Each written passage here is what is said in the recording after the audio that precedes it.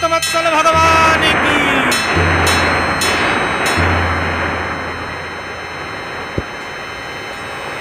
भगवान का प्राकट्य हुआ। जय हो। जैसे मूस को देखकर बिल्ली झपट पड़े, ऐसे भगवान झपट करके हिरण्याकश्यप का गला पकड़ लिए और ले जा करके डेहरी पर, ना घर के अंदर ले गए ना घर के बाहर, अपने ना अस्त्र लिए ना शस्त्र लिए, अपनी जंघा पर लटा लिया और कहा, हिरण्याकश्यप देख ब्रह्मा का वरदान, इसमें असत्य तो नहीं हो रहा है, ना तू घर के अंदर है ना घर के बाहर, ना मैं नर हूं ना मैं पशु हूं, ना दिन है और ना रात है, ना अस्त्र है ना शस्त्र है। और अपने नाखूनों से हिरण्याकश्यप का अभिदेण करके हाथ को निकाल कर गले में जैसे माला पहन लेते हैं। जय हो। बोले नरसिंह भगवान की जय। बोले भक्तवत्सल भगवान की जय। कहा है कि सूर्य अनेक फिरें कण मांगत पे पद सूर को स्वाद कहाँ, और खट ताल मंजीरा बजाती फिरें मीरा मतवारी सी चाह कहाँ, सिया राम कथा कीर्तनों न लिखी तुलसी जयसी मर जाद कहाँ, नरसिंह बसया खंभन में पर प्रगटन को प्रहलाद कहाँ। ऐसे नारायण को प्रकट करने के लिए प्रहलाद जैसा भक्त होना चाहिए। जय हो। भगवान नरसिंह अवतार में जिस समय उनका वो विराट रूप दिखा, किसी की हिम्मत नहीं पड़ी कि उनके बगल चला जाए। सारे लोग दूर से भय खा रहे हैं। लोगों ने कहा, भैया प्रहलाद तुम ही कुछ उपाय करो। प्रहलाद भगवान के चरणों में जाके गिर पड़ते हैं। भगवान अपनी गोदी में उठा करके चाटने पोंछने लगते हैं और बड़े प्रेम के साथ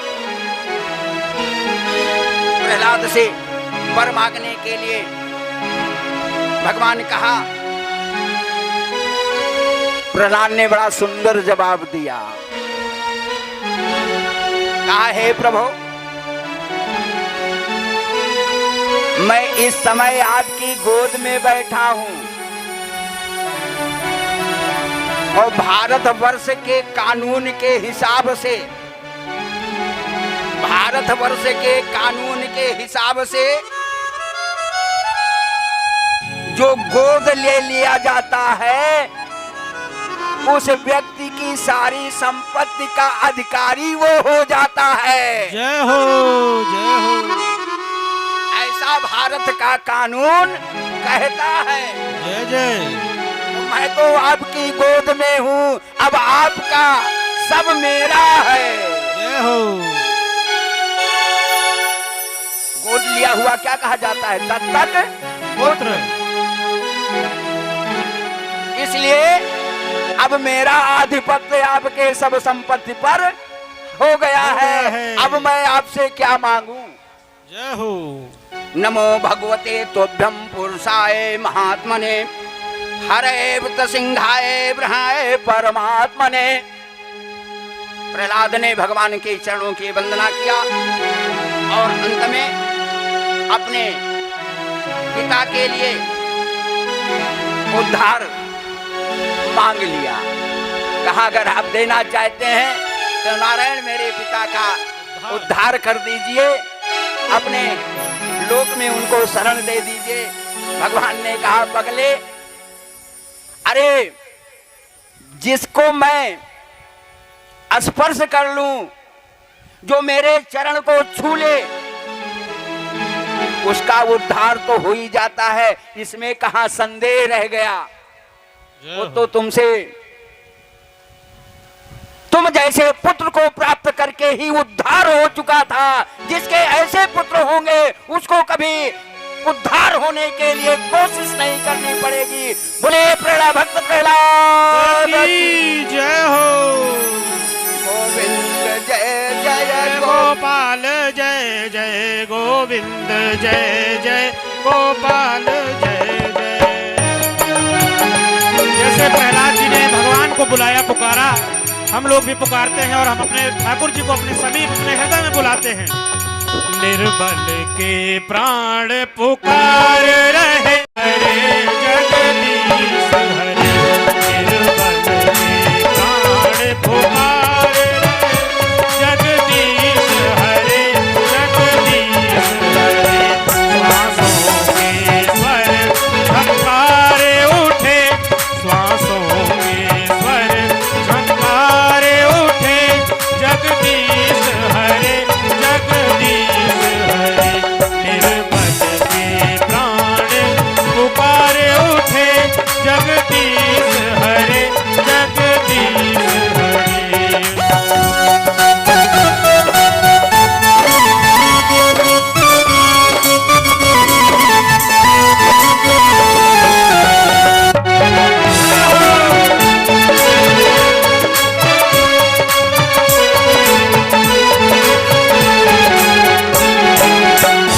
आकाश हिमालय सागर में,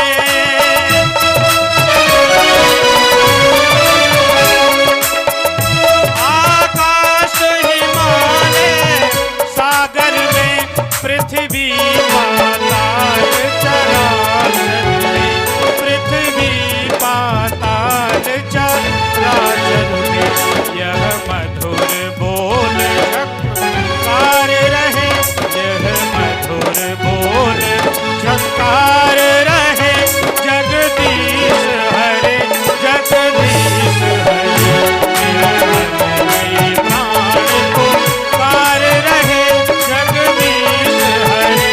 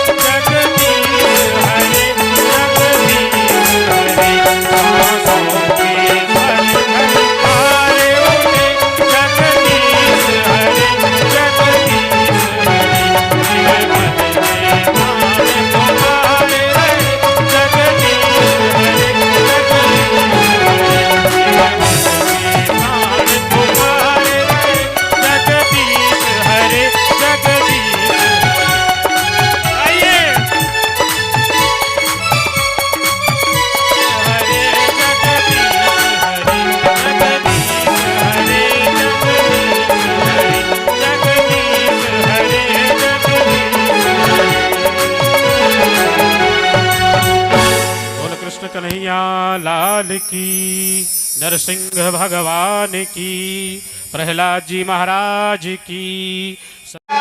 होवे सच्चा प्यार ये क्यों ना मिले कन्हैया, होवे सच्चा प्यार तो क्यों ना मिले कन्हैया।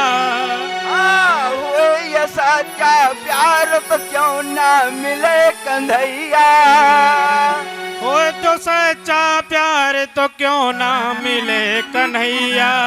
जोगी जागे भोगी सोवे, जोगी जागे भोगी सोवे, भद्र प्रभु की याद मरोवे, जागे जपत मुरारी भैया, जापे जपत मुरारी भैया। आज गजेंद्र को जब कुछ नहीं दिखाई दिया तो नारायण को याद किया। कहा थी कही धाये हरि, गज को देख निराश, हाउ चरो बैकुंठ में थी हाथी के पास। जय हो। जैसे गजराज ने भगवान को याद किया, एक छलांग लगाया, हाथ निकला रहन, हरि हाथ निकला था आधे, तब तक भगवान पहुंच गए कि निज चल बल कर हरि गज लियो राम को नाम, रा कहते हर दुख हरे, माँ कहे छूट पाप। भगवान गजेंद्र का मोच किया। आगे समुद्र मंथन की चर्चा आती है।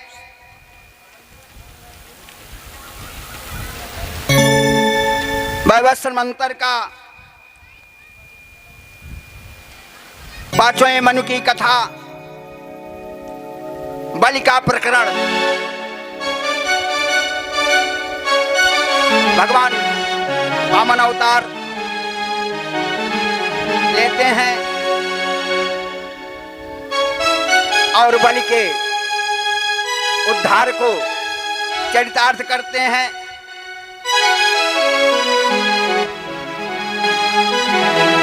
महाराज परीक्षित ने मनुवंश के विषय में सुखदेव जी से प्रश्न किया। सुखदेव ने विधिवत मनुवंश का चरित्र चित्रण सुनाया। अम्बरीश की कथा आती है। इक्ष्वाकुश के वंश का निरूपण होता है।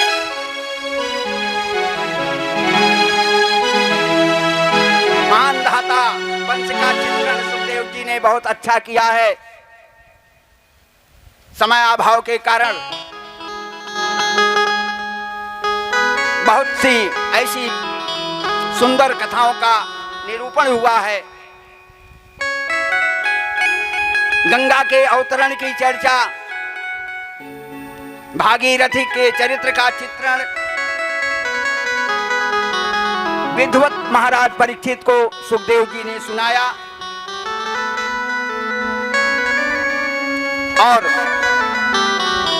इसी सूर्यवंश में भगवान राम का अवतरण हुआ त्रेता में। सुखदेव जी ने बताया कि खड्वांग्र दीर्घ बाहु से रघुस्त अस्मात् पठोस्त्रवः अज अस्तो महाराजा अस्तमादृश्य अथो भवत। हे राजन, खट्वांग के दीर्घ बाहु रघु अज और अज के महाराज दशरथ, दशरथ जी के ब्रह्ममय हरि यहाँ देवताओं की प्रार्थना पर अंश रूप से राम, लक्ष्मण, भरत, शत्रुघ्न नाम के 4 पुत्रों के रूप में भगवान आए। सुखदेव जी ने बताया कि हे राजन, महाराज दशरथ के 3 रानियां जो मुख्य थी, कौशल्या, कैकेयी और सुमित्रा, लेकिन तीनों संतानहीन थी।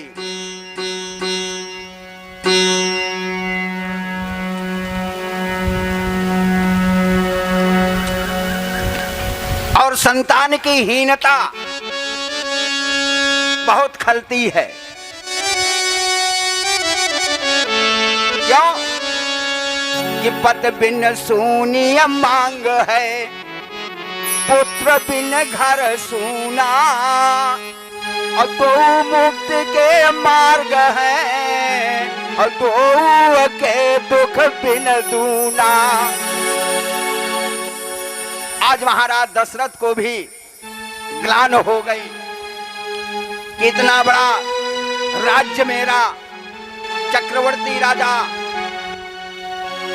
मेरे बाद इस राज्य का क्या होगा। तो एक बार भूपत मन माही, भय गलान मोरे सुत नाही, गुरु गुर गयो तुरत माही पाला, चरण लाग कर विनय विशाला, निज दुख सुख सब गुरहि सुनायो, कहे वशिष्ठ बहुविध समुझायो। महाराज दशरथ अपने गुरु के पास गए, किसी तांत्रिक के पास तो नहीं गए ना,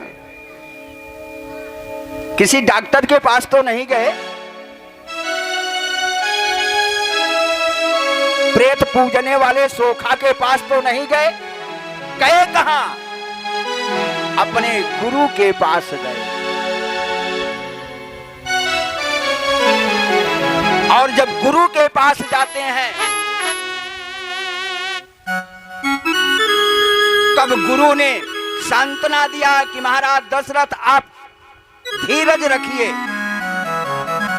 कि धर्म धीर हुई है सुतचारी, त्रिभुवन विदित भगत भय हारी।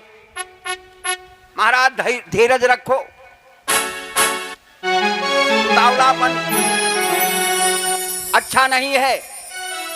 आपके ऐसी संतान प्राप्त होगी जो संसार के दुखों का हरण कर लेगी। इस जीव का कल्याण करने वाली संतान आपको प्राप्त होगी। और वशिष्ठ ने व्यवस्था बनाया कि श्रृंगी ऋषय वशिष्ठ बुलावा, अपुत्र काम शुभ यज्ञ करावा। हर अनुष्ठान सब बाबा नहीं करते, सब अनुष्ठान करे वाले बाबा अलग होते।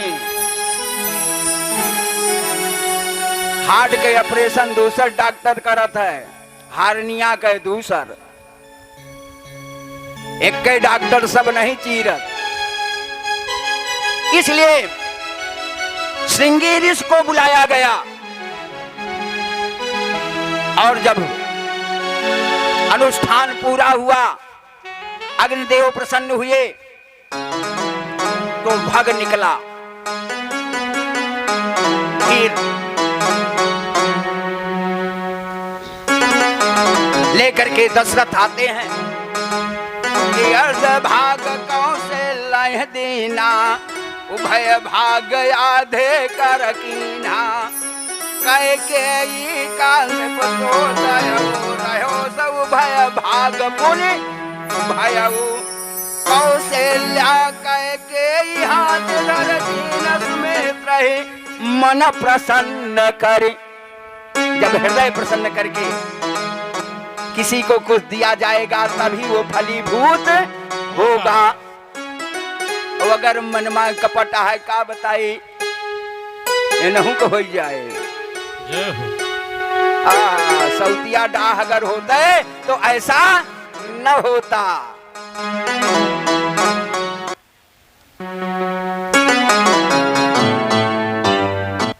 और तीनों रानियों से 4 पुत्रों का जन्म होता है। भगवान का प्रादुर्भाव हो रहा है अयोध्या में। पहले आप लोग हाथ जोड़ करके तालियों से उनका स्वागत कीजिए कि नवमी तिथि मधुमास पुनीता, शुक्ल पक्ष अभिजित हर प्रीता, और मध्य दिवस अति शीतन घामा, पावन काल लोक विश्रामा। कि विप्रधेन सुर संतहित लीन मनुज अवतार निज इच्छा निर्मित तनु माया गुण गोपाल कि भय प्रगट कृपाला दीन दयाला कौशल्या हितकारी हर्षित महतारी मुनि मनहारी अद्भुत रूप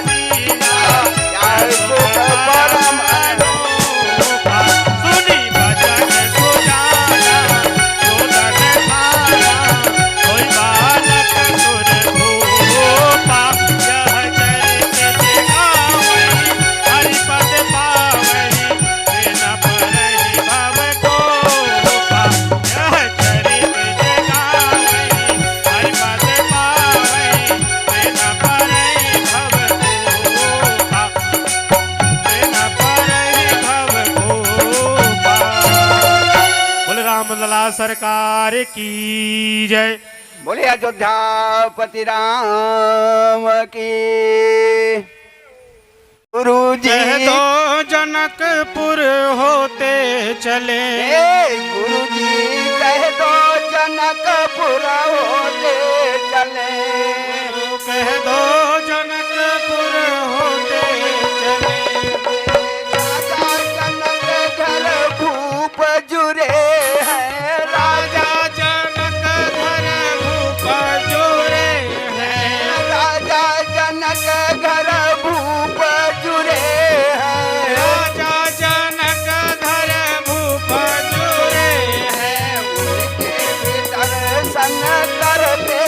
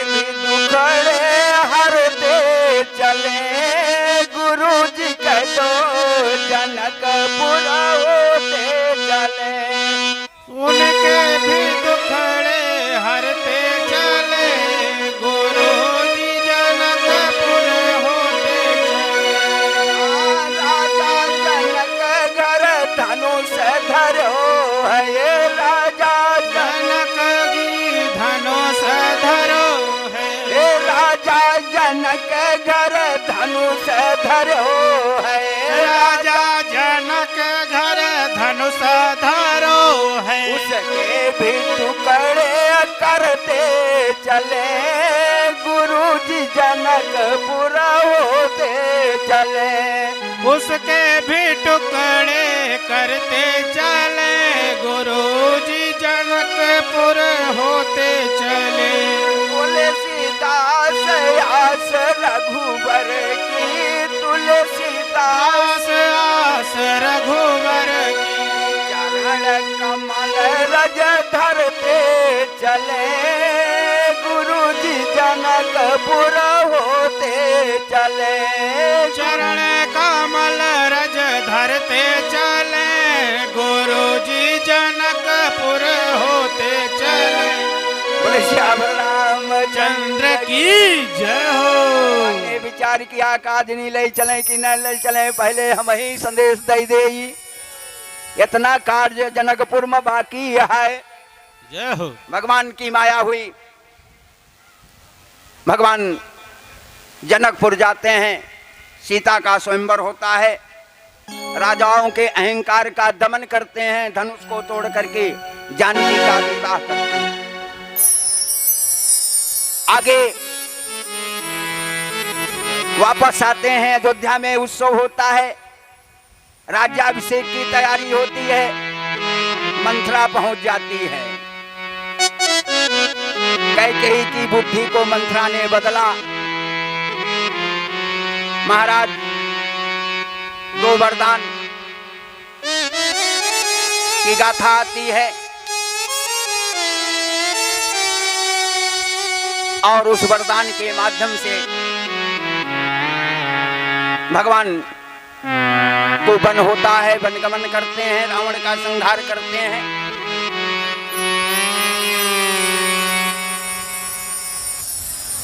तमाम विघ्न बाधाओं को दूर करते हुए अयोध्या वापस आते हैं।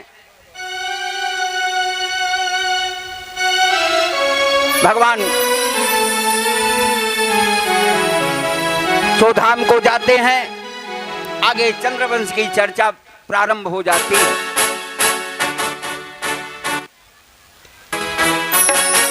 ये सूर्यवंश की चर्चा,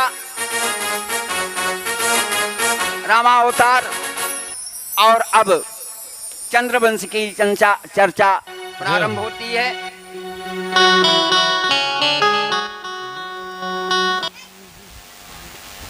सुखदेव जी चंद्रवंश की बड़ी सुंदर व्याख्या किया। महाराज परीक्षित को सुनाया। यदुवंश में कैसे भगवान का अवतरण होता है,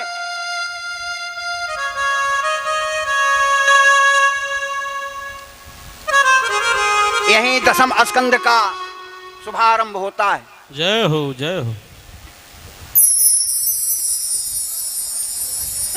महाराज परीक्षित ने प्रश्न किया, कथितो वंश विस्तारो भवता सोम सूर्यो राज्या चो वंशानां चरितं पद्माभूतम।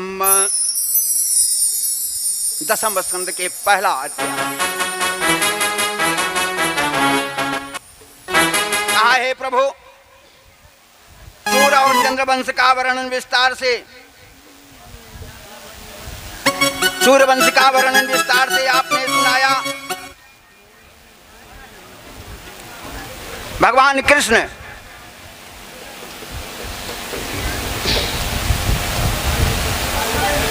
मेरे वंशज में, मेरी माता के गर्भ में मेरी रक्षा कैसे किया, पांडवों को कैसे विजय दिलाई,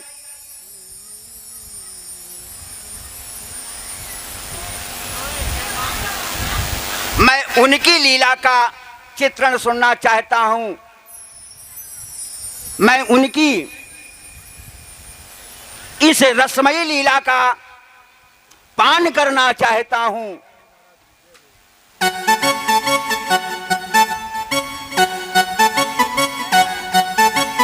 सुखदेव जी ने बहुत बढ़िया महाराज परीक्षित को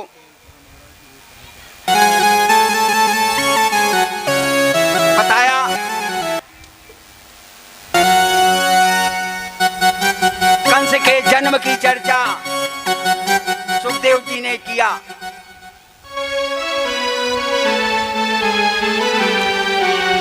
कंस का जन्म जब हुआ तो धरती कांपने लगी।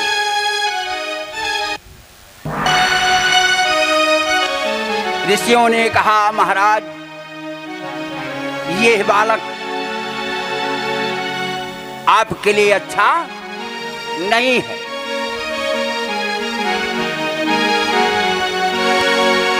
ये संतों का अपमान करेगा और संत ब्राह्मण गाय देवता पर सब ये आधिपत्य जमा लेगा।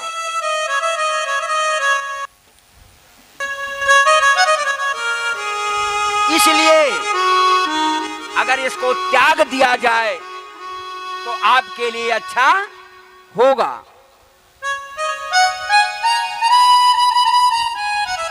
कंस अपनी मां के गर्भ से जन्म लिया तो बहुत कष्ट दिया।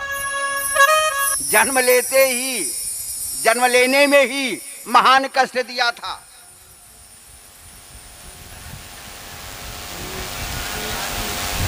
इसकी मां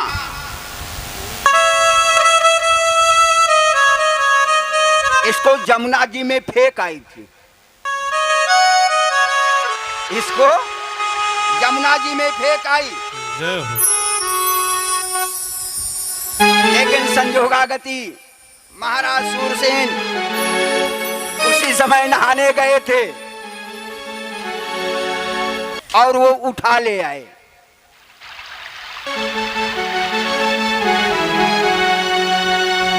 नारद जी ने जाकर के बाद में पूरा वृतांत बता दिया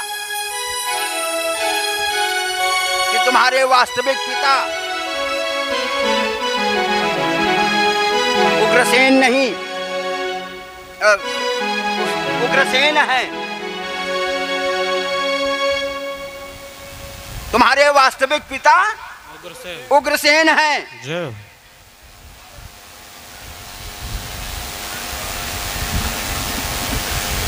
आकर के अपने माता पिता से मिला। कांस में लपेटा हुआ ये मिला था, इसलिए इसका नाम कंस पड़ा। कंस बड़ा हुआ, उत्पात शुरू किया, यज्ञाद अनुष्ठानों को ध्वस्त करना शुरू कर दिया। उसके साथ में जो थे वो भी दुष्ट स्वभाव के।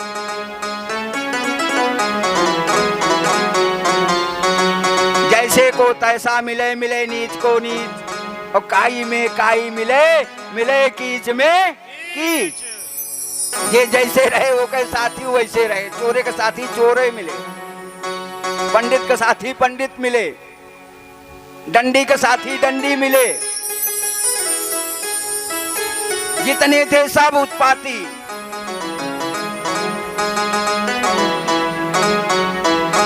पृथ्वी पर अत्याचार बढ़ गया। पृथ्वी माता हड़बड़ा करके गई ब्रह्मा जी के पास। कंस के अत्याचार से कांपने लगी। कहा अस भ्रष्ट आचारा भाषण सारा, धर्म सुने नहीं काना। अतः बहुविध त्रासय देश निकासय, जो कह वेद पुराना। अगर वो गीता का पाठ करत मिल गया तो कान पकड़ के बाहर यज्ञ अनुष्ठान करने वाला मिल गया तो के ऊपर आफत आई। सब देवों को लेकर के ब्रह्मा जी भगवान की प्रार्थना करने लगे। आकाशवाणी होती है कि वसुदेव गृहे साक्षात भगवान पुरुष परः जनिष्ये तते प्रियार्थे संवत सो अस्त्रियः। आकाशवाणी होती है कि हे देवताओं चिंता मत करो, चिंता करने की जरूरत नहीं है। का जन डर पव मुन से दसुरेसा तुम्हें लाग धारी नरवेसा। घबराने की बात नहीं है, तुम्हारे कल्याण के लिए मैं पृथ्वी पर आने वाला हूं। जय हो। गीता में भगवान ने कहा परित्राणे साधूनां विनाशाय च दुष्कृतां धर्म संस्थापनार्थाय संभवामि युगे युगे। धर्म की स्थापना के लिए हर युग में भगवान आए और आज वही आकाशवाणी होती है। क्यों कि जब जब हो य धर्म करहानी और बाढ़ असुर धम अभिमानी और तब तब प्रभु धर्म मनुज शरीरा हरहि कृपा निधस जन पीरा। जब जब धर्म की हानि हुई भगवान किसी ना किसी रूप में अवतरित हुए। कंस का अत्याचार बढ़ा, अपने पिता उग्रसेन को लगा सताने, ये बुढ़ऊ अब तोहरे बस का नहीं न कारबार, गद्दी छोड़ा।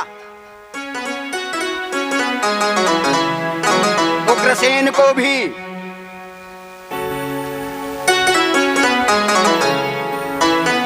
उतार दिया। छोटे छोटे तमाम राजाओं को जीत करके अपने अधीन कर लिया।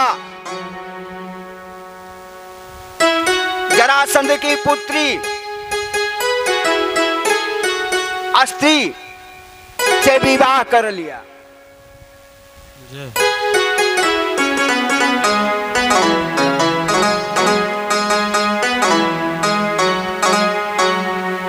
अब ये राजा हो गया तो और बड़ा अहंकारी बन गया।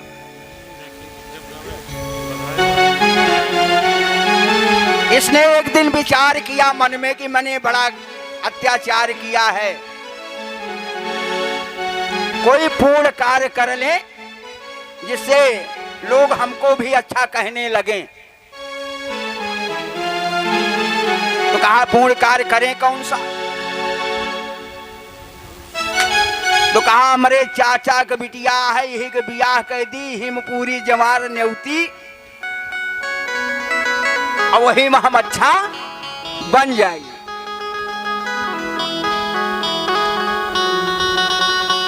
अपने चाचा की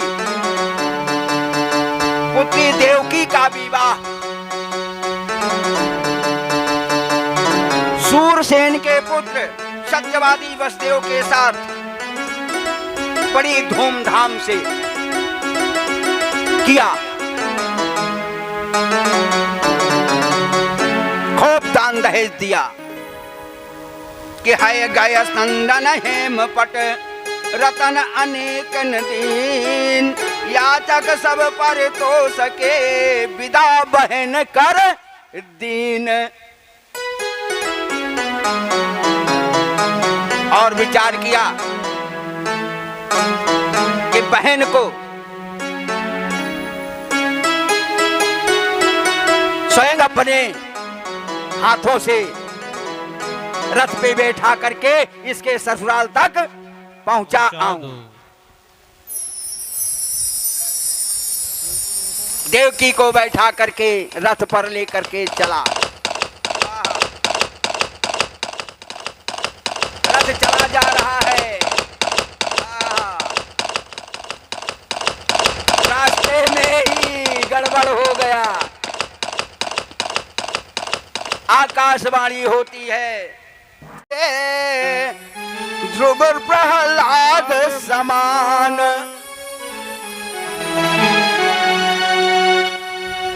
आपको इससे कोई भय नहीं है, इसके पुत्र से भय है। एक कंस आज ये वसुदेव संकल्प करता है, मैं वचन देता हूं, इसके जो भी पुत्र होंगे उन्हें मैं तुम्हें ला करके दे दूंगा। कंस ने विचार किया, वसुदेव सत्यवादी है, ये कभी झूठ नहीं बोल। विश्वास करके देवकी को छोड़ दिया।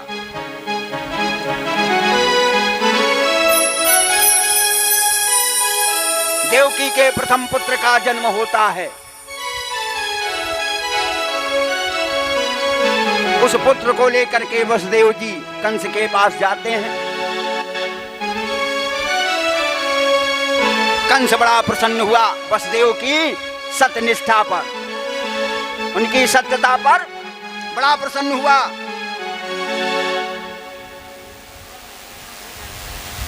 कहने लगा, प्रत्यात कुमारोयम ना आमदस्ये भयम। वसुदेव जी, ये पहला पुत्र है, इससे हमको कोई भय नहीं है। भय तो हमको आठवें से है। जय हो। इस प्रथम बालक से हमें कोई भय नहीं है। ले जाइए इस छोटे से बालक को, आप नन्हे बालक को आप ले जाइए। मेरा काल तो 8वां बालक है। जय। जैसे वसुदेव जी बालक को लेकर के गए, तैसे नारद जी पहुंच गए। नारद जी आ गए।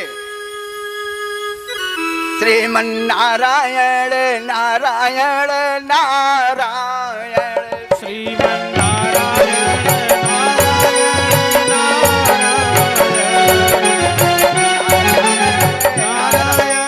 नारायण, श्रीमन नारायण नारायण, श्रीमन नारायण नारायण, श्रीमन नारायण नारायण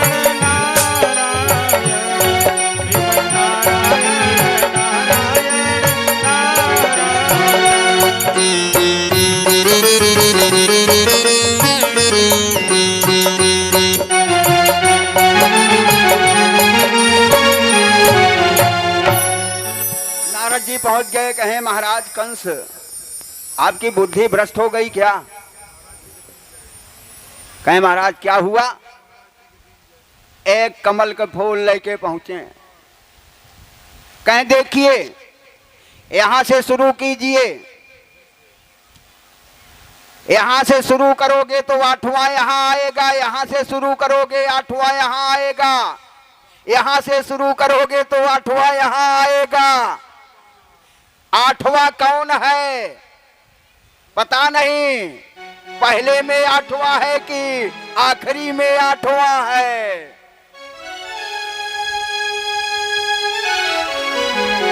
कंस का दिमाग चकरा गया कि ये महात्मा तो ठीक कह रहा है।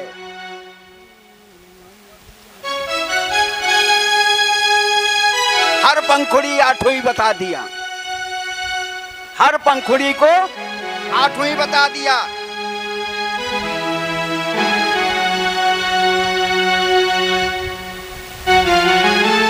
अब कंस तुरंत उस बालक को वापस बुलाया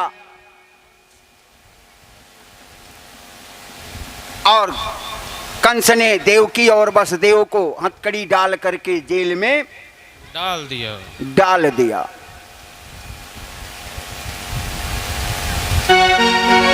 हर बालक को विष्णु समझ करके मारने लगा।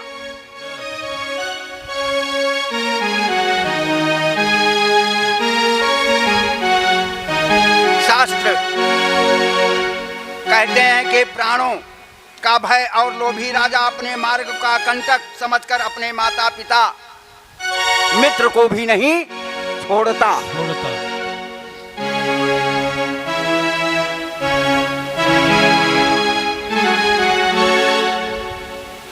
कंस ये समझा कि पूर्व जन्म में मैं काल नेमी था और विष्णु के हाथों मारा गया था, इसलिए यादवों से बैर ठान रखा।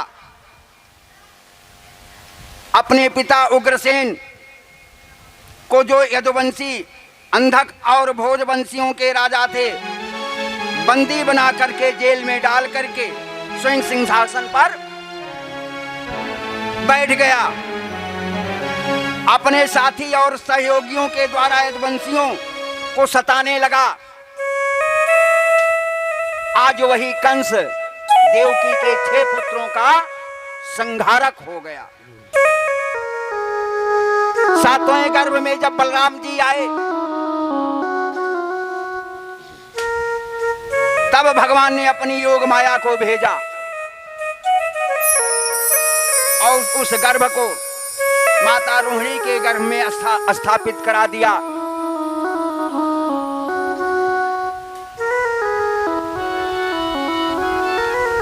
जब देवकी के गर्भ में स्वयं नारायण ने विचार किया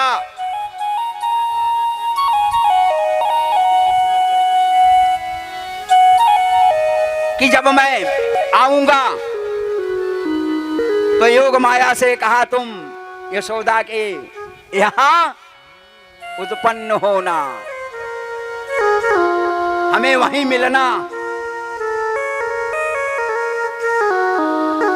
माया नाम ध्येयान कुर्वन्ति स्थानि च नरा भुवे दुर्गते भद्रकालीति विद्या वैष्णवीति च दुर्गेत्र भद्रकालीति विद्या वैष्णवीति च। का स्वरूप भद्रकाली का रूप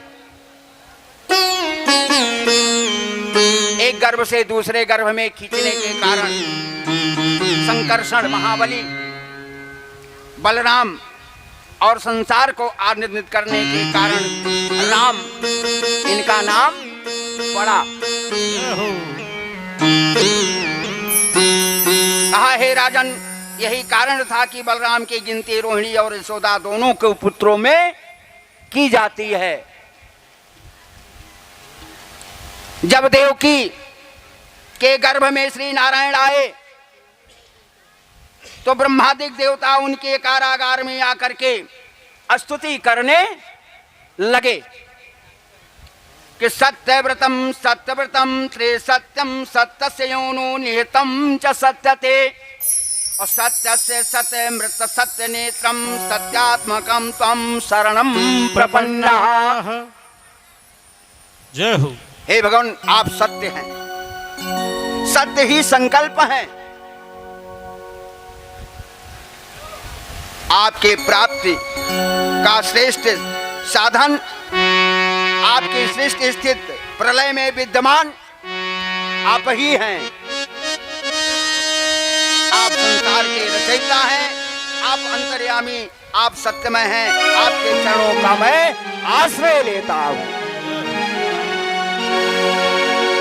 आप इस धराधाम पर जल्दी से आइए और संसार का कल्याण करिए। भगवान रूप लेकर के चतुर्भुजधारी हो करके